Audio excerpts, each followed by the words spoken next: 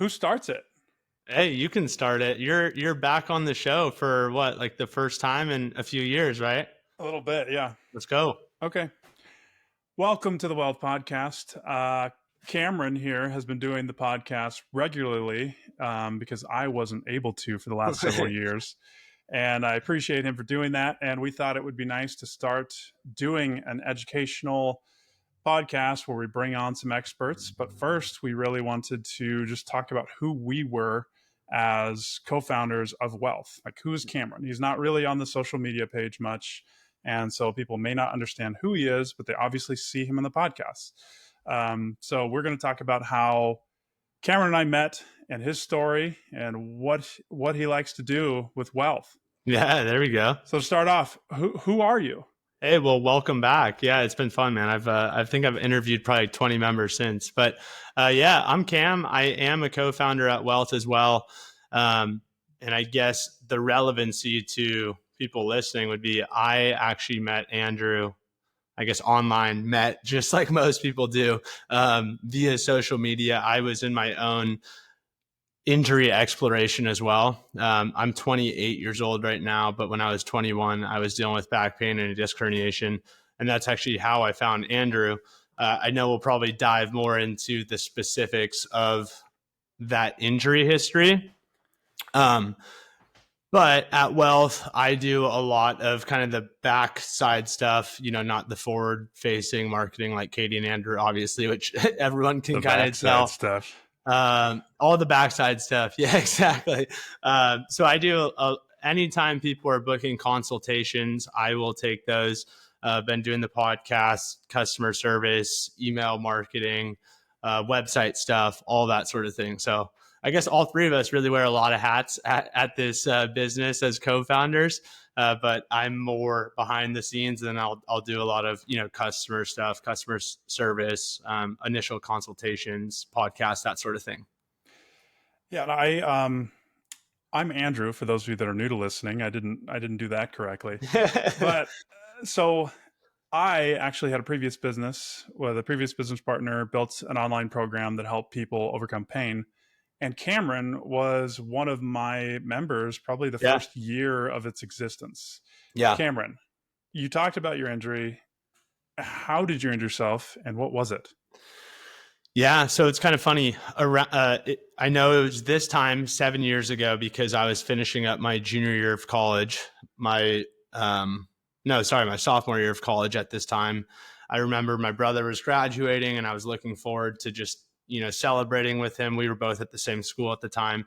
And it was about a month or two before my graduation, or his graduation, 21. I was deadlifting. I was into CrossFit, bodybuilding, that sort of thing. And had been lifting for quite some time, probably like 4 or 5 years, from 16 to 21. And there was one particular set of deadlifts where I think I remember I pulled like 315 by 8, and, everyone kind of has this story. And just on a few of the reps during that set, I was like, ooh, that just didn't feel right. And I initially thought it was some sort of glute strain, some sort of glute hammy thing, which a lot of people with, herniation sometimes will say, or any sort of disc thing, like, oh, I thought I kind of pulled my hammy or my glute. And I remember, you didn't feel it in your spine. You felt it more in your glute. Yeah, more down in the leg. And I know some people would be like, oh, I was leg pressing or squatting or blah, blah, blah, and I felt this pop. I never had that popping sensation in the back. It was more of what felt like just a minor, just doesn't feel good kind of thing.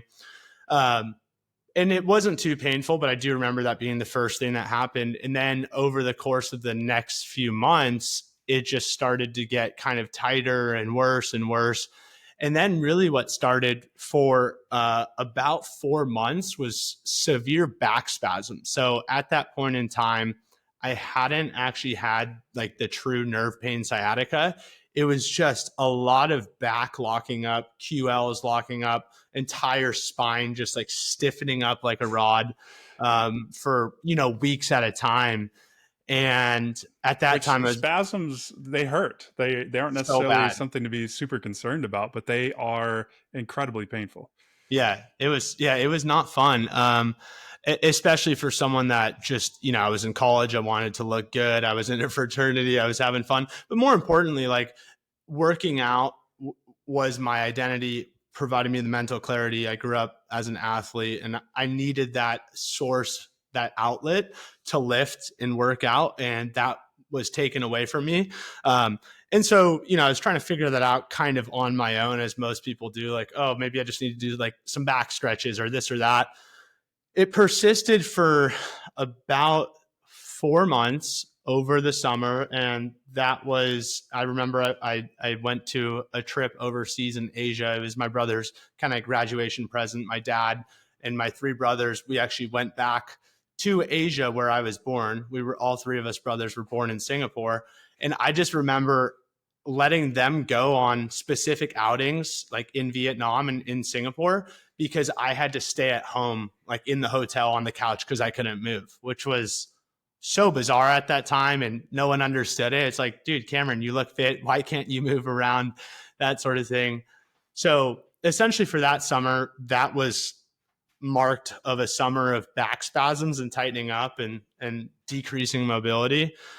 I went to a music festival one weekend in August, like right before my birthday. And then I woke up like the next day after dancing and stuff like that, and was walking up or down the stairs and my calf was just on fire and I couldn't really push off the calf. I couldn't walk up. And that was when I felt the first foreign nerve pain. So what is the left time leg. frame from that deadlift until you started feeling this nerve pain? That was 5 months. Okay. Now, 5 more months. importantly, do you have dual citizenship? I Singapore do and not. US. How does that work? I do not. Yeah. So the Singaporean government made my parents declare at the time of birth that we would not apply for Singaporean citizenship or something like that, as far as I know. I don't We know don't what. want you white people here.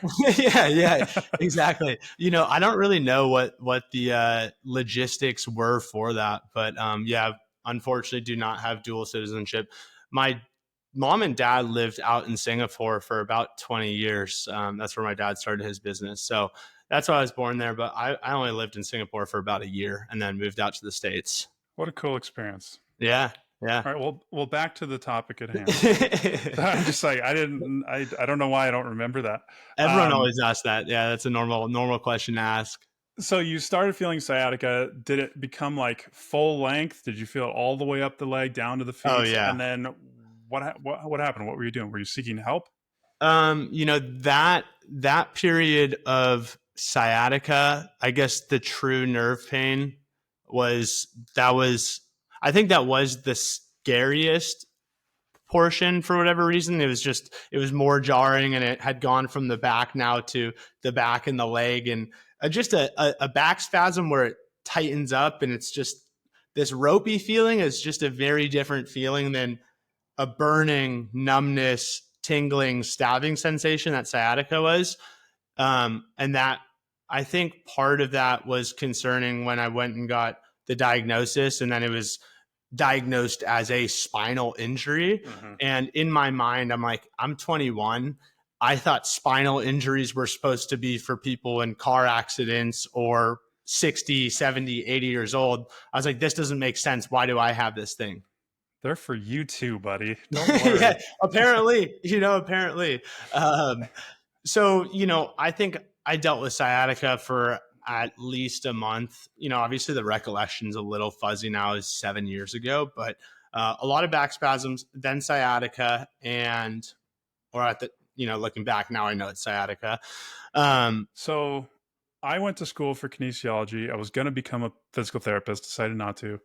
I had a lot of knowledge about anatomy and the body. And when I injured my back in 2013, time is flying. 2013, man.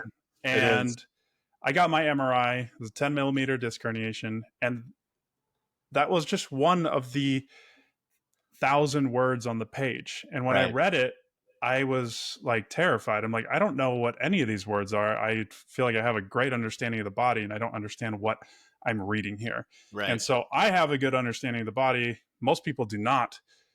I'm sure that you looked at your MRI report and were like, "Oh my god, this is all terrible. My whole back is destroyed." Yeah. When you don't actually know what some of these words mean. So yes, absolutely. There was definitely an element of fear and anxiety and uncertainty, and then all of these crazy anatomical words, disc protrusion and the height, and you could go ahead and read any MRI of the spine, and It's yeah.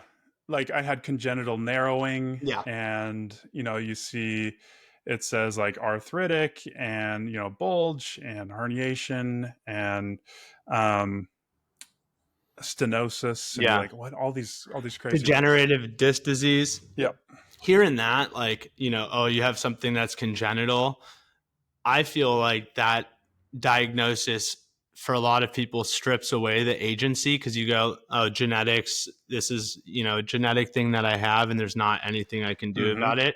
I think that was what was weird about getting the diagnosis of the L5-S1 herniation. It almost felt like, in a way, parasitic to me, because it was in the spine. It was so foreign to me. It was it almost felt like this untouchable, unreachable diagnosis that was just there, that I didn't have any control over, because it was so complex. I was so young.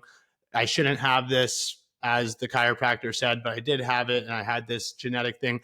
I was also diagnosed with Bertolotti's syndrome, which is a partial sacralization of the L5 and the S1, which is genetic. And I think like 5-10% of people have that. And that was pointed to also the reason why I had back pain. And it was something I was born with. So I kind of was left at the conclusion temporarily that because I was born with such thing and I didn't have any control over how I came into this world, I was going to just have back pain forever. That was Of kind of the course. narrative that I was getting from the chiropractor, who was supposedly one of the best in the area that I was going to, worked with professional athletes in the NHL, and was highly recommended, So I was like, why am I seeing you? You're making me feel like shit. Yeah, and that's the worst part, is when a practitioner, for me, it was like, oh, I've never seen something this bad before. I'm like, okay, great. So now I'm an outlier, and like Right. I'm definitely screwed. I don't know if you heard any of that, but I Oh did. yeah. And so I saw a physical therapist through Kaiser Permanente where I could only see the PT once a month, Mm-hmm. and it was like 15-minute appointment, which is ridiculous. He would just give me a piece of paper and like do a couple stretches, and I felt like I was at a loss. Yeah. But I was also interning with a chiropractor. I was shadowing two different physical therapy clinics, and all of them were acting the same way as the Kaiser clinic. Just like, you shouldn't. This isn't the first one you're going to have. You're going to have more disc herniations in the future. So just learn how to deal with this one. You're probably going to need surgery. You're not going to be able to squat and deadlift again. Yeah. Like, that's what all 4 or 5 of these different people were telling me. For sure. Did you experience that same thing? Same exact narrative. So the two kind of realms that I went to try to figure out what was going on with my back and the nerve pain that I didn't understand. So at that time, I was involved in a CrossFit gym. So I just asked all the coaches. I asked the head trainer at the gym, who had been in the industry for 20 years, was a personal trainer, very successful, yoked, absolutely yoked beyond belief. Great guy. And so they all pointed me to, they didn't have a personal experience with the disc herniation. So they pointed me to where they thought I should go. I got this resource for this chiropractor. And then I also found this physical therapist from another CrossFit gym. The two experiences that I had with the physical therapist and the chiropractor were very different.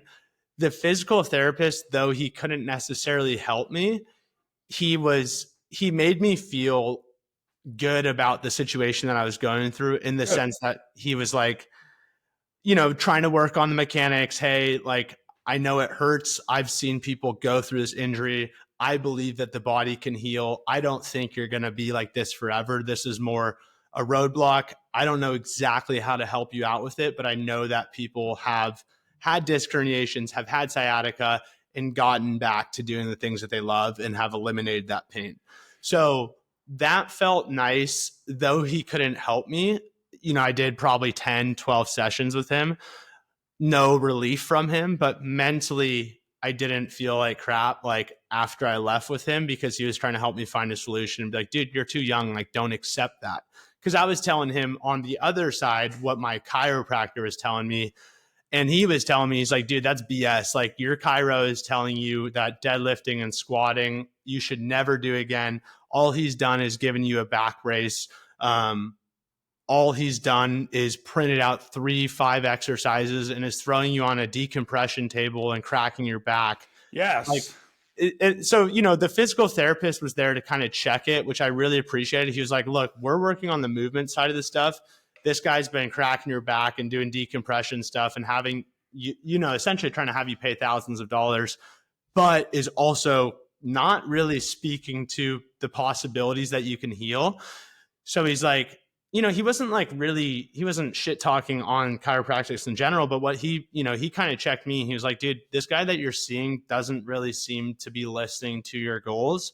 You're an active person. You need to go and find someone that can help you get back to being active.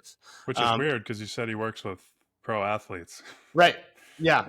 But so, and yeah, it was so confusing to me, because I mean, the chiropractor, there were a few things that he said to me that just made me so pissed off in the moment. Sad, pissed off, whatever it was. Just bizarre statements. Like, he told me at the time, he's like, Cam, you're a good looking, handsome man. You have enough muscle mass on you right now. The thing about your back is it's never going to get better. So you should do your best to not injure yourself more, so that you can kind of essentially save what you have here to make the rest of your life as good as possible. I don't want you to degrade from where you are right now. That's such a terrible thing. And I think, unfortunately, we joke about this stuff on social media about what doctors say, and people come into the comments and are like, I'm a practitioner, I would never say that to my clients. Like, people don't, right.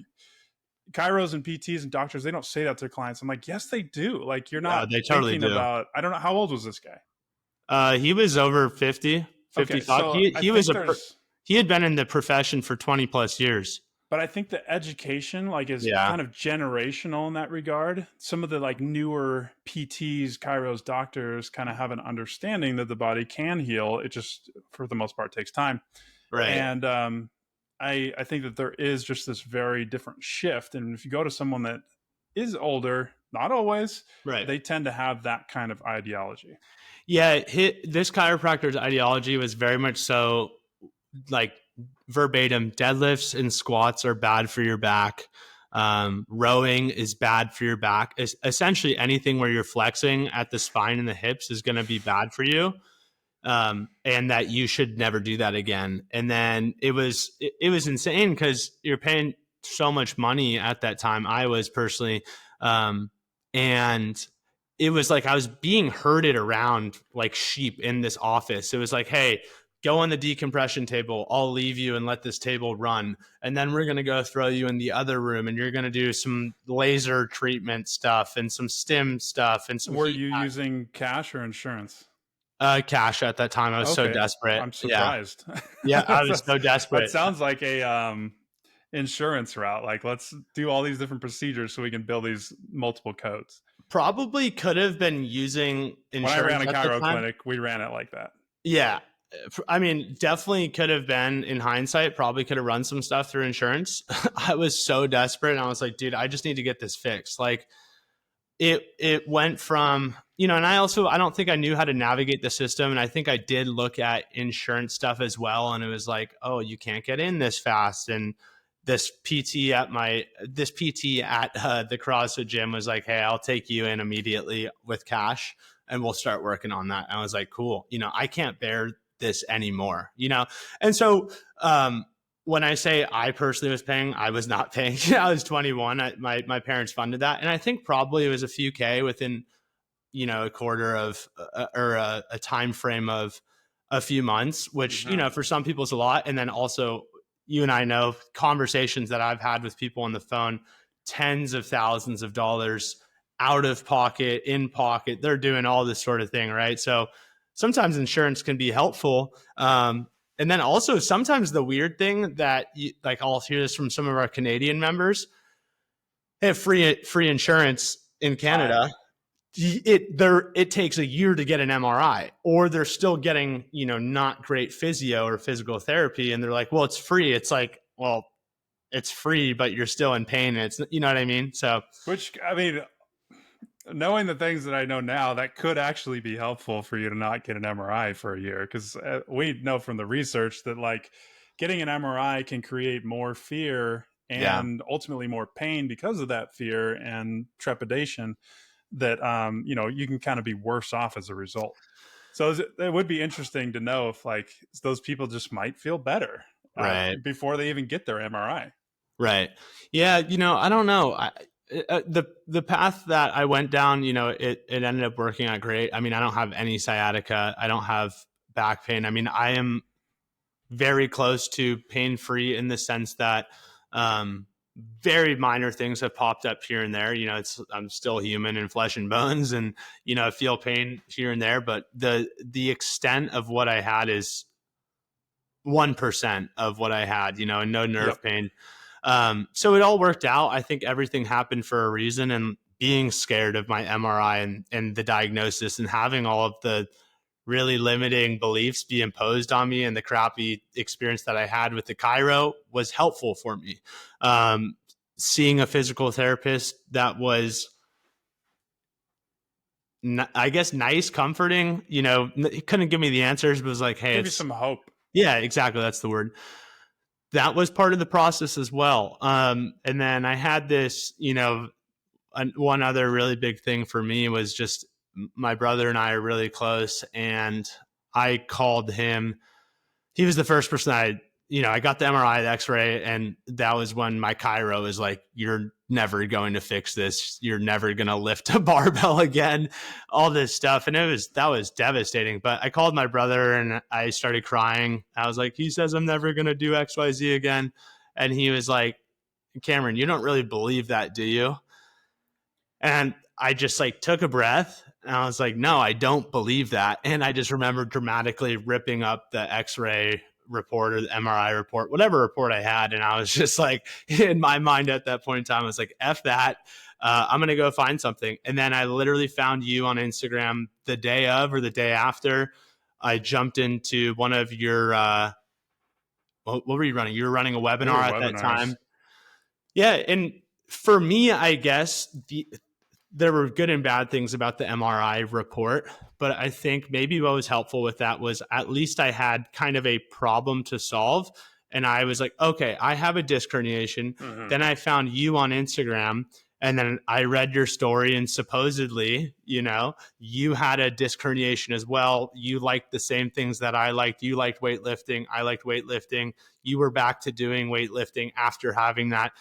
And I just bought your program literally like that day or day after on my 21st birthday, because I was like, whatever I've done in the past, this is all like very negative. At least this random guy It's a on the positive internet. random dude. Yeah, which was Send wild, it. man. I mean, I guess in all, for all intents and purposes, could have been scammed. I mean, I literally had no idea what I was walking Well, into. especially back then when we were doing programs and I mean, there were no online programs really anywhere. Everyone was doing things in person. This was before COVID, and Right? Way before, dude. that That was one of the was main questions we got. Was like, how does this work? Now we don't get any of those questions. I don't know. no, Maybe you get those questions, but I don't see still those in the DMs or anything. Like, how does this online program work? People seem to sure. understand how that stuff works. Yeah, I still get that question on the phone. Sometimes people are like, hey, well, how do I know I can do this stuff properly? Like, I need someone in person to help me out. And I was like, look, if you have access to an incredible person that can help you out in person, like, I don't necessarily know if it's just them being in person with you, but rather the person who's a coach, whether it's online or offline Mm-hmm. or online or in person. But just because you can find someone in person doesn't mean it's helpful. I saw a physical therapist in person. It was not helpful. So you got to find someone who has the expertise, who knows how to walk you through that. That's what's important, not just some credential, because there's plenty of credentials out there, but they have no lived experience and no reproducible success stories. Like, frankly, I think we have. So that's a big thing. You got to find someone that can just help you, and the mechanism of help can be different. Yep. But yeah, you're right. I mean, that was years before online stuff, and now everyone and their mom has an online program. More competition But for it's sure. cool. I think it is cool. I think COVID did shatter some beliefs that like things can't be done online and they have to be done in person. And that couldn't be further from the truth. I agree. Yeah. So you went through that previous program, and how long until you started seeing results? Like when Yeah. did you feel better? So Yeah. like from the time of your injury all the way up until the time you quote finished Yeah. that program, how long was that journey for you? I remember that program was longer. Excuse me. That program, I believe, was longer because I think at that time, the way that you organized the program, It was more boring it too. was more boring. It was longer, and I still think there were more restrictions around like you have Yes. to get to this level of competency before you move to the next one and the next one. So all in all, you were calling it phase one back then. That took me 8 months to complete, and I was doing the program 5-6 days a week without fail, every single week. We see people finish our program in 2 to 3 months at 5 days a week and getting the same results that I had. Yeah. Sometimes people are a little bit slower, like 2 to 6 months, but like for me, I was hitting it almost every day for 8 months. So I think that speaks to, we could talk a lot about the differences in the program. The Limitless program is just better. It's more up to date. It's more efficient. So that the program took me 8 months, but it wasn't like it took 8 months to get out of pain. So my birthday's on August 15th. I started the program either the 15th or 16th of August.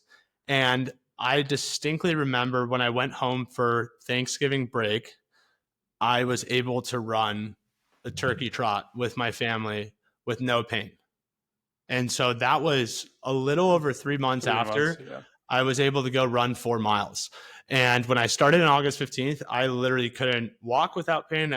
There's no way I was running. I couldn't get out of bed without pain. I had completely stopped lifting. Everything hurt. So that I know for sure. It was like 14 weeks, no sciatica. And then, kind of like probably like 4 to 6 weeks into that process, it felt like I was kind of getting in tune with my body, understanding what you guys were trying to teach. Like it just made sense. I was like, I see why I'm doing these little, kind of boring exercises. They're starting to make sense. My pain's starting to go down.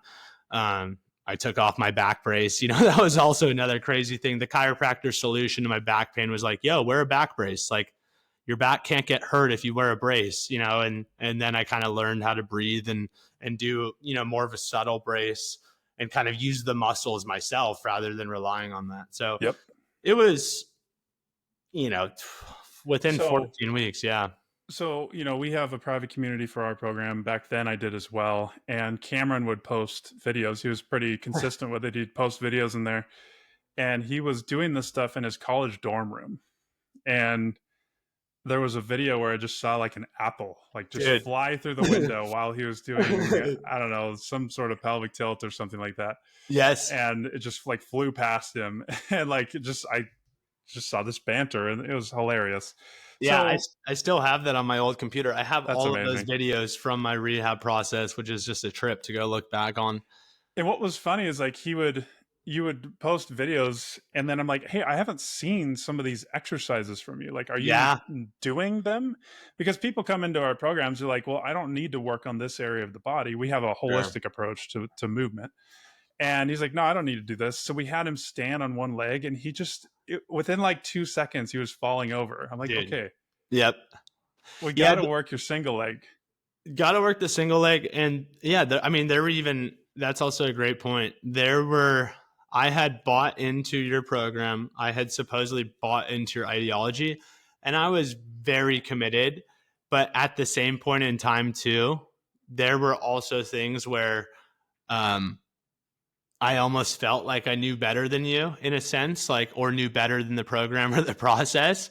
And what I mean by that was, because my disc herniation was the L5-S1, I was like, it made a lot of sense to me. I'm like, okay, I really need to work on the hips because apparently those are tight. I need to work on my pelvic control. I need to kind of work on the rib cage and this and that. But the further it kind of got along from that injury distance wise, I felt like it was less important.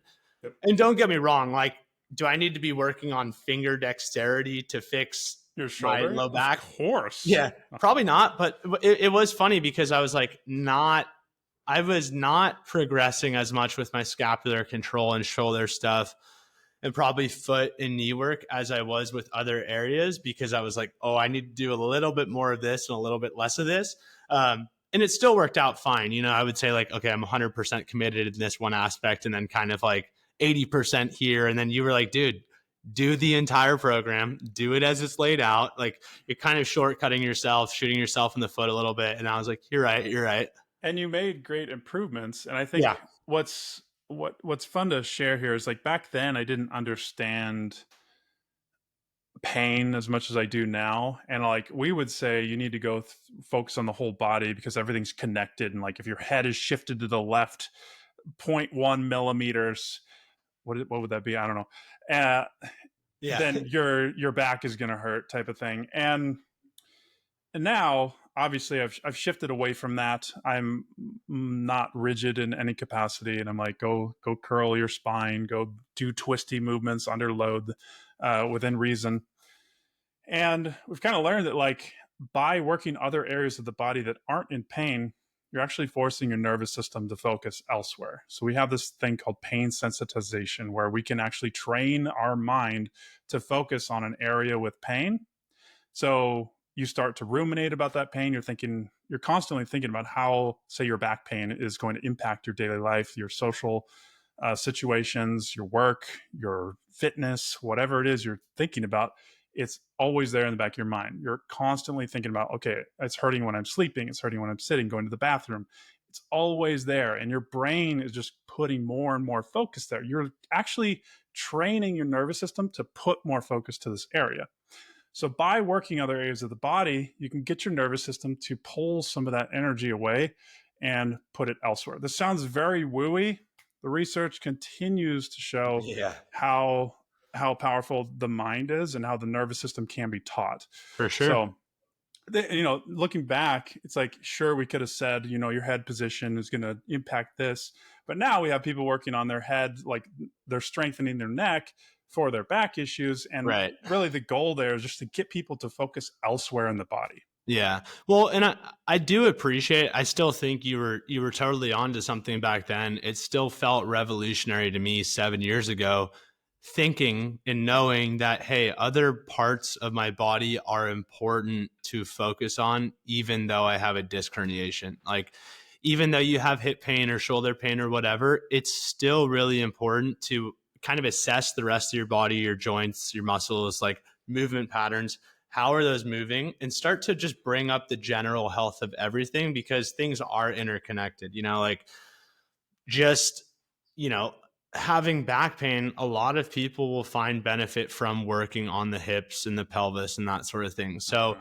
I think what changed though was the way in which you communicate it. So I think back then there was more of an association with like, if you have other body parts that are off or whatever, it's going to hurt a specific area. Whereas now I think we communicate it like, hey, the body is connected, but you don't need to obsess about getting that other area completely fixed. It's Mm-hmm. more so just, it's going to be wise for us to still work on the shoulder and the neck and kind of close in on some of those imbalances and the strength and the mobility. It's only going to make everything better. So I think as a result, that communication has changed to just feeling like a little bit less fearful and almost anal. Like, I need to be a robot and I need to be 100% symmetrical Yeah, down the I'm middle. not a fan of that anymore. Yeah. Yeah, exactly. And, I think still it was helpful, but I think shifting the language to, it's still, you're going to work on the entire body, but we're not trying to drive an obsession.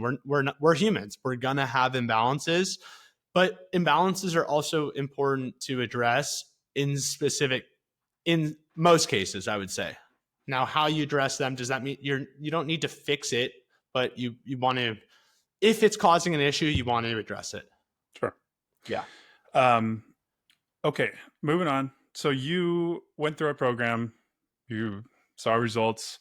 I remember, I don't know if it was me or you, but you like contacted me and you're like, I think it was you contacted me. You're like, I'd love to work for you guys at some Yeah. point. And I think it was probably like a year or two long process of you Yeah, just it was. reaching out. You were still in school. I think you were graduating or something like that. And then Hmm. I remember talking to the previous team and being like, I want to bring this guy on. And I do not regret it. So you came Hey, on thank you. and you did sales for us at the previous company. Yep. It was MoveU. I'm just going to say it's been a long time. Yeah. I was going to say, we're doing I'm a the previous. co-founder of that company. Yep. No longer affiliated in any way. And I ended up getting kicked out from there in a Yeah. very tumultuous way. You got booted from your own thing. Booted. And then it was you and two other people came to Katie and I and were like, hey, Yep. let's start something together. Yep. Yeah, man. I mean, it was like the mission and what we were doing was too good to abandon. It, there were a lot of really cool things happening over at your previous company. And when you and Katie were fired, I was like, wow, I just feel like we're just getting started. And I know you had been doing it for years before. So, I mean, for me, literally, I was just getting started. I was working for you for like 8 months and that whole thing went down. And that was during COVID. But I had been a part of the ecosystem for, a full year and a half before, kind of doing the program, being involved in the community. So I was just getting started. You're just getting started essentially. And, we knew that we could help people out. And I was like, I also just personally very bummed. Like I loved doing what I was doing. So I was like, I can't stop that right now. I don't want to go do freaking manufacturing or engineering or whatever. I got my degree in. Yeah. We started this business with 5 people, which is not a good decision to have 5 people splitting equity. We weren't making much money. And I don't think in the beginning, it was like, I don't even know if you necessarily knew what to do with yourself because there were so many heads working on this stuff. Yep. Yeah. There's a lack of direction. Well, there was a general sense of direction, but there were a lot of people starting out. It was us 5, right? And that first year probably of Whealth, I was like, all right, what do I do? I think I helped make the website and was doing Canva and graphic design, but at that point in time, I don't even know if we were doing consultations. Yeah, just trying to figure out like where I fit in and what I could do with Whealth to help out. I would imagine most most small businesses, they go through these kind of fun little challenges. Is wild. Yeah, we definitely, I mean, it is kind of cool because you hear stories about how businesses are built and the challenges between business partners or challenges getting their product to market. And it's like, oh, that's kind of interesting. And then you're like, yeah, that happens. That can happen. Yeah. And we weren't doing well in the first year and a half, just with that many people on board. No one could make money. So that's ultimately why the other 2 left. Yep. No one can make money. And, it's like, what you had spent years building up, you had worked to build that Instagram following to a million plus. And then it's like, you can help. Yeah, I know, right? You're like, shoot me. You can help people, but then you restarted the Whealth page and you're like, that's 0, baby. I have 0 followers. Like, so we got to restart that and share the message.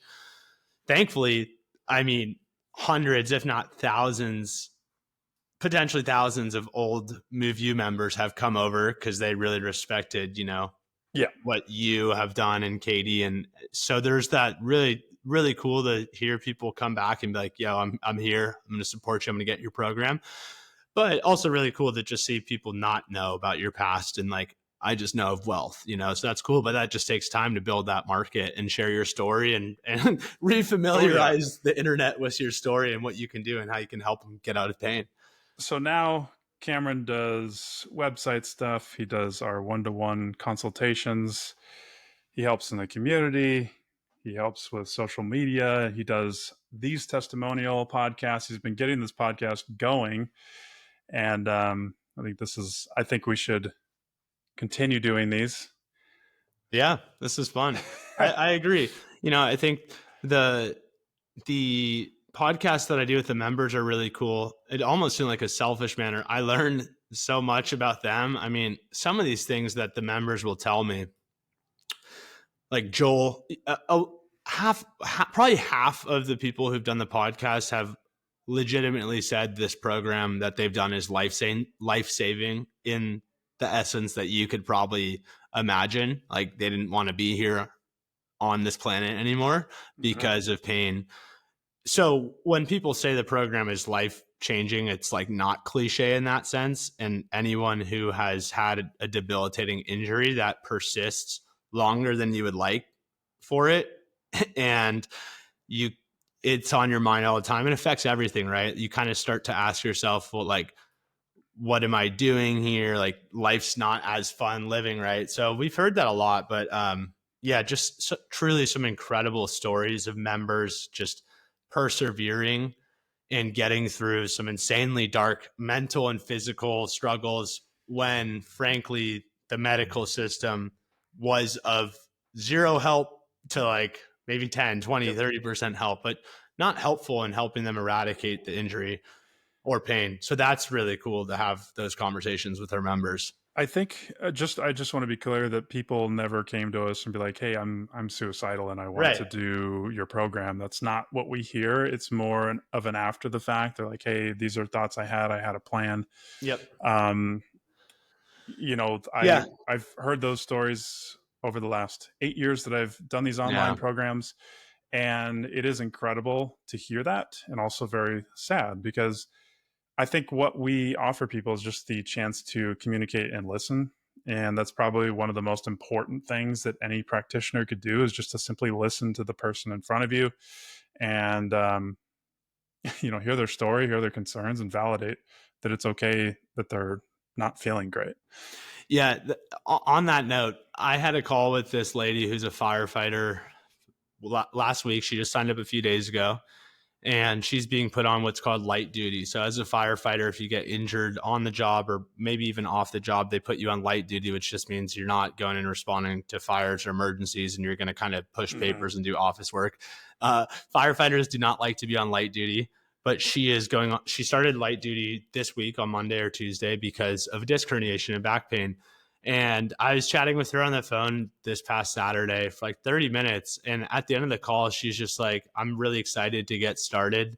Thank you for listening to me. Everyone else that I've talked to about my injury, I've gone in the office and they've kind of like kicked me out immediately. And I was like, that's just like what we do. But it was kind of, I was like, I spent 30 minutes with you. You know, we had a conversation. Like I listened to you, let you talk. I was like, it wasn't that crazy, you know, but I think just the way that we operate is just very different than a lot of other places operate. And I think we even forget that sometimes. That made me realize, like, oh, yeah, like people do need to be heard and reinforced, even though I've almost heard the story over and over and over. It doesn't get boring to me. I enjoy hearing it and talking with people about their Yeah, injuries. I don't hear as many of the people's stories up front. People in the community might say like, "Hey, I talked to Cameron and like here's what's going on." And they'll give a brief synopsis, but I never like hear the whole extent of it. And I think it's just always great to just validate. I'm like, "Yeah, your life sucks right now." It's we've been there. We understand a lot of other people here are in the same boat, and we can work through this together.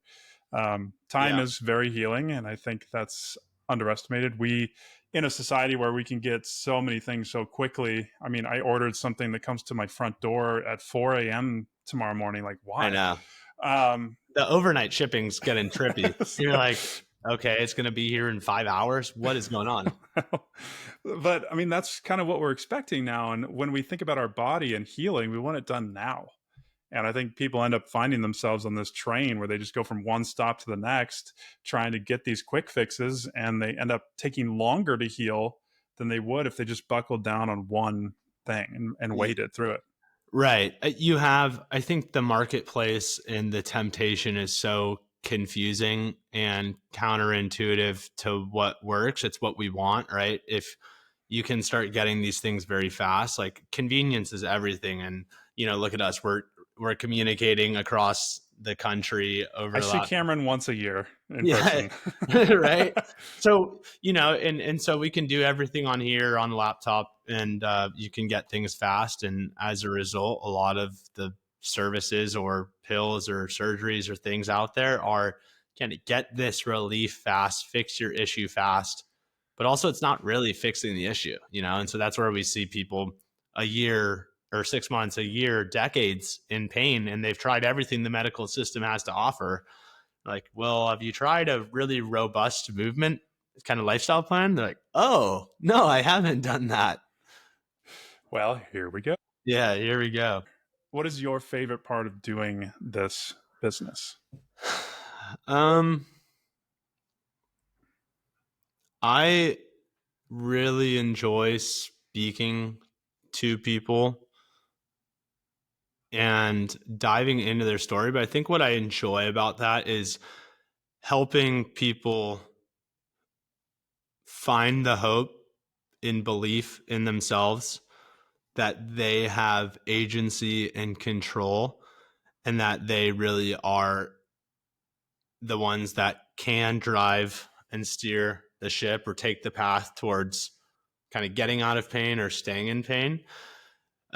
Because I think there are a lot of people out there who inherently know that it is within themselves that they, through their actions, through their choices, through their discipline, through their habits, they are capable of losing weight, fixing their mental health, improving their mental health, healing injuries, working on mobility.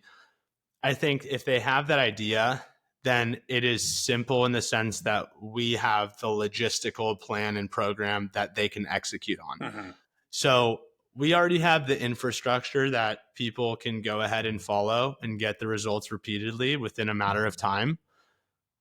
It's almost, I don't want to say it's proven, but there's a track record, and everyone's going to have a little different time. But if they follow the process, they will get better.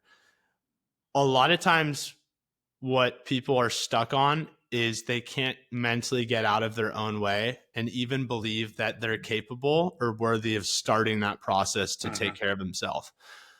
So that's what I like, is people come to us with sometimes a lot of limiting beliefs that maybe they have past experiences with pain or things that their chiro or PT or doctor or internet or ChatGPT has told them about their diagnosis, their x-ray. And then they're kind of in this, I know it's not that simple, but it's like, hey, can I improve this thing, or am I destined to live with this forever? And is it just going to get worse and worse? Yep. I like to talk about the side where here's what we can do to make it better. Let's go down that path. So I think it's just really cool that we're able to connect with people like that and help people change their mindset, and then have that consultation call with people. And then it's just like such a trip. You know, I just did a podcast with a gentleman who I chatted with mid-November, and we just did a podcast 2 weeks ago, and he's 80% of his pain's gone. And he's like, dude, what you told me on the phone, I appreciate the honesty. You said it's going to take a few months to get better, and most people get better. So he did the program, and here we are. It's just really cool to kind of see that life cycle of a person. That's what I was expecting you to say, right? I guessed, and like the guess would be, you talk to this person, Right. They're just down rock bottom, and here they're flying high. Yeah. And, you know, I think the reason why I personally feel so good doing that and it feels natural is because I know that's what I was looking for. I know everyone has a different communication style and what they believe to be true, but I felt like when I had gone to a chiropractor and doctor and physical therapist, I had varying experiences. This one made me feel good. This one made me feel like shit. This one made me feel like there's a path forward. This one didn't. What's the path? Okay, who's going to provide the path? That's the unknown. So I guess ideally that's where we come in. But there's almost like gatekeepers in the sense where if you have a positive interaction with someone as a professional or a phone call, you can change that person's life forever. Yep. There are people whose lives have been changed forever based off of the really negative or positive experience they had at the doctor's office or whatever. And they carry on that thing that they've been told for 10 years. And they'll tell me that thing that they've been told for 10 years. And I'm like, dude, I'm so sorry that you've been living and believing this. So I think that's cool. I have an opportunity to chat with people, and it can be a great call, and it can make them feel better, or it can make them feel worse. I'm always going to try to make them feel better. But also after that call, hey, I can't do the program for you. So now I'm glad you feel good and you're motivated, but now you got your work cut out for you. And that's where, not everyone joins the private community, but it's really fun for me to see there's like a mindset switch where people go from constantly complaining and like ruminating and focusing heavily on their pain to there's this one point everyone will do it when they post about it in the community. They'll say like, I'm in pain, I'm struggling, and yet like I'm on the right path. Like in some capacity, they'll say in some form of words, they'll say that sentence. And that's when I know that they have switched in their mind that this is going to turn out well for them. And those individuals always come out the other side. And again, it takes time, different amounts of time for everyone, depending on their injury and depending on a lot of their thoughts for the most part around pain. Sure. What would you say is your favorite thing about that part? See, watching people have like they might post for like weeks about how negative and like down they are, and then there's just this one post that they put up where there's just like this revelation, and they recognize that they're trusting the process. They start trusting the process, right? And even though they're like feeling pain, they notice they're like, oh wow, I couldn't put my socks on 3 weeks ago. I still feel a tremendous amount of pain, but I can put my socks on now where I couldn't before. Right. And people start to focus more on like what they are able to achieve versus the things that they can't. And as a result, their performance skyrockets. Yeah, that's awesome. Yeah. And for those listening, Andrew is heavily involved in the private Facebook group, the coaching. So, and that was really cool as well. I mean, I just want to thank you. You were there for me too, as I was going through the program and just so dedicated to coaching and giving feedback. And I see you do the same with our members, and it makes everyone's journey so much better. I don't know what I would have done without you, and I don't know what the members would do without you. Yeah, I've talked to thousands of people on those forums. I don't necessarily remember them all because there are so many. So unlike your practitioner that may like meet you and see you in person, I will communicate with you and I will be like probably more empathetic than those individuals were. And I don't know what your face looks like. Quite patient. We got to get Ai on here. I know. I told her Japanese coach. I told her that I wanted to do a podcast with her. Yeah. So we have another, I guess, kind of be like me as well. Just someone who did your past program, and she's a coach for us and she's incredible. And she lived and went through the whole process herself. Yep. Yeah. And so before we did this call, I had just given blood literally 15 minutes before we started this call. Yeah. You asked me how it felt. Yes. And I'm like, have you never given blood? I've never given blood. No. Have you ever been pricked with a needle? Yeah. It's that you do that. Yeah. But then there's the element of it pulling blood from you. Does that feel like, do you feel any lighter or dehydrated or lightheaded? Well, you might, because you're kind of a wuss. Well, it's funny because I will be right next to a 65-year-old woman who's 120 pounds, and they take the same amount of blood from her as they do from me. So I walk out of it. They're like, "Are you okay?" I'm like, "Yeah, I'm good. Let me just." They pulled the needle out. I'm like, "Let me go," because I'm fine. So other people need to sit there for like 30 minutes and like hydrate and eat some sugars. Right. I'm out. So is it just a flat rate amount that they pull for everyone, or it's not based off of? I feel like it should be based on weight. They could probably take 2 from me, and they only take 1. Yeah, I feel like your weight, there's got to be some sort of proportion to the amount of blood volume that you have relative to the weight, unless you're like obese, maybe. I would imagine correlations. It's not the reason to do it, but you get some cash for doing it as well. So it's do? How much do you get? Like $40. Okay. Quick 15-minute thing. It's sometimes if they have like a higher demand, they'll be like, you'll get $70-$90 for doing this. And a t-shirt. I think it's pretty cool though. I mean, it's obviously, people are in need of blood. Isn't it also, I don't know what the science is on it, but isn't it supposed to be healthy for you as well? Well, bloodletting is if you think about it, I don't know. This is just my thought, what I've heard on other podcasts. It's like in nature, you would probably cut yourself here and there. You'd lose some blood. Like Right. if you were out and about and you weren't in a cushy household and stuff like that, you'd, cut yourself on a twig or a twig, a branch, running from a You might tiger. dash yourself on a twig. I'm a wuss. Yeah. But you'd lose some blood here and there. Now we don't really lose as much, so we don't get to like create and get new blood in our system. So we have like Yeah. older blood sitting around. I have high iron. I'm working on trying to figure out why that is. I use cast iron and stuff like that, but I don't like soak my foods in it. It's just like a quick, fry or whatever. So that shouldn't be contributing. But the only way to get the iron out of your body is by donating. Interesting. So okay. that I know of. I'm sure someone's be like, "That's not true." That I know of. Was that with that process of taking blood out? Was that the science back then when they'd put like leeches on your body and try to suck it out? Yeah. But what isn't that kind of looked at like really not factual? It was like a weird thing that they were doing. I know that they use them in hospitals as well. I forget why. Katie is a nurse. I don't know if she ever used them, but they would have leeches there for different, like, I don't know if it was compartment syndrome, some like sort of swelling where there's like blood pooling. They need to get it out. They'll put leeches all over the limb. Yeah, something like that. I don't remember. If someone is seeing this on some other platform, that's not our area of expertise. That's not our full, clearly not our full area of expertise. We're now asking questions about leeches. I mean, we said it was going to be an educational podcast. We didn't say what kind of education. Yeah, for sure. I think we talked about some good things.